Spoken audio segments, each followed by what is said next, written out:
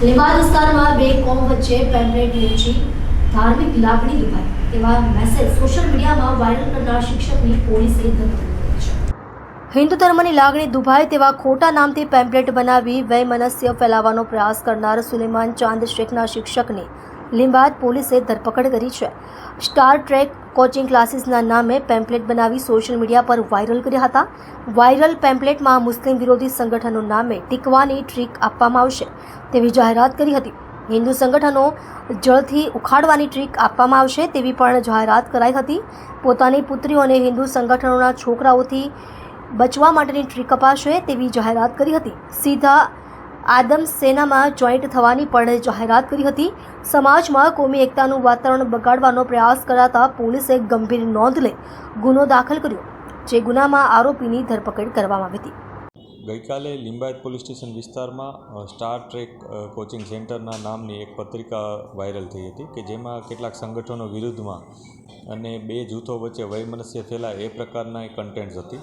જે બાબતને લઈ અને લોકોએ પોલીસનો સંપર્ક કર્યો હતો। પોલીસે આ બાબતમાં ઇન્વેસ્ટિગેશન શરૂ કર્યું હતું। આ દરમિયાન જે સ્ટાર ટ્રેક કોચિંગ સેન્ટરના માલિક છે રઈસ શેખ, એને પણ આ પ્રકારના સંગઠનોએ કોન્ટેક્ટ કર્યો હતો અને એમને પણ જાણવા મળ્યું હતું કે એમના નામથી આ પ્રકારની પત્રિકા વાયરલ થઈ છે।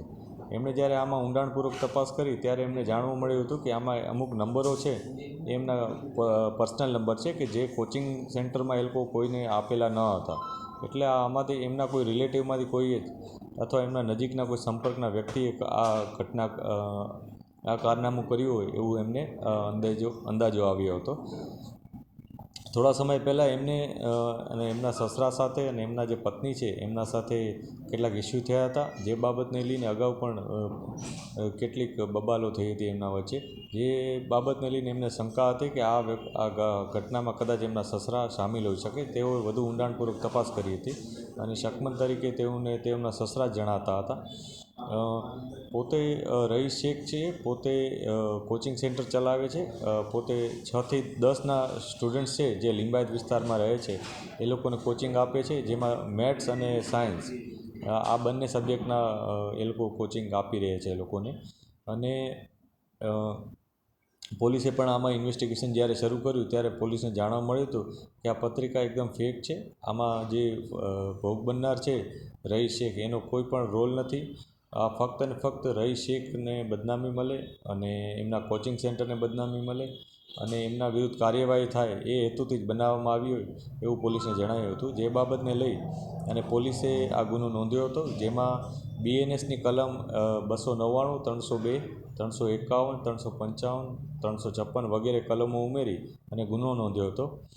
જે આરોપી છે એ રઈસ શેખના સસરા સુલેમાન ચાંદ શેખ છે।